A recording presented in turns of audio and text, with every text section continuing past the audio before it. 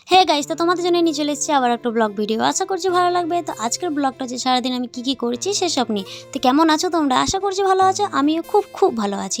তো আমার ব্লগটা কেমন লাগছে অবশ্যই কিন্তু কমেন্ট করে জানাবে। আর আমার চ্যানেল নতুন হয়ে থাকলে চ্যানেলটাকে অবশ্যই সাবস্ক্রাইব করে দেবে, কারণ নেক্সট ভিডিও দেখার জন্য চ্যানেলটাকে তো অবশ্যই সাবস্ক্রাইব করতে হবে, তাই না? তো আজকে আমি সারাদিন কী করি চলো সেসব দেখতে থাকো।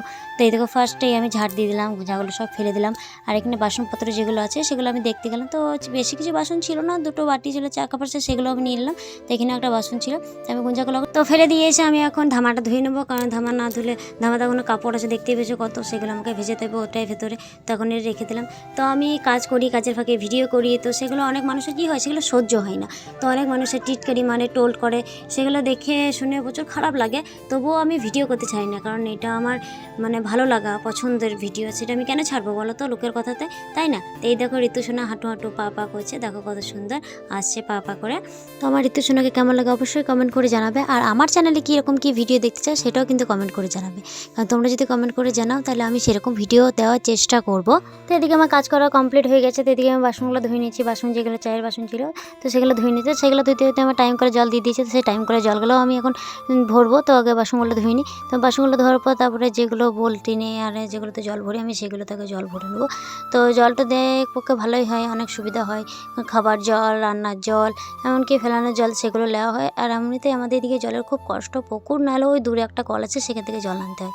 তো এই কলে জল দেয় সকাল 8টা থেকে সকাল 9টা অবধি। তো এই কলে জল দেওয়ার জন্য প্রত্যেকটা বাড়ি লোক অপেক্ষা করে বসে থাকে যে কখন জল দেবে, কখন জল দেবে।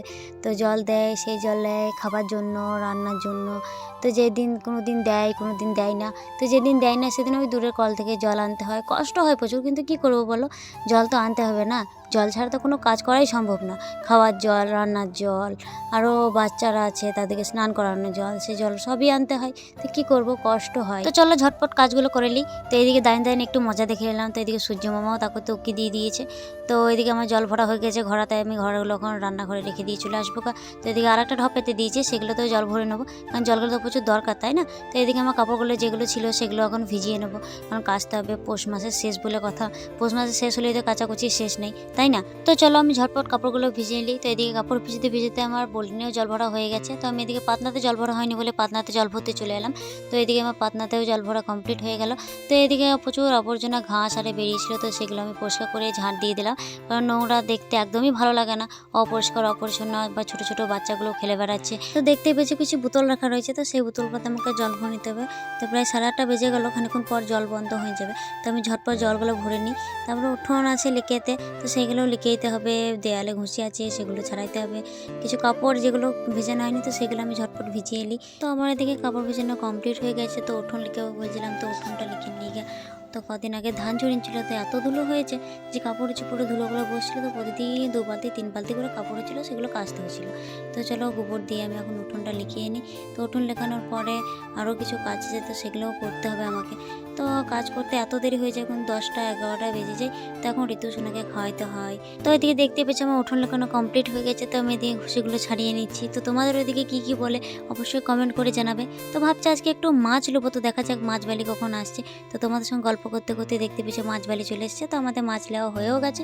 তো মা এদিকে মাছগুলো বাছছে, তো মাছ বাছা হয়ে গেছে। তো আমি এদিকে রান্নাও বসিয়ে দিয়েছি।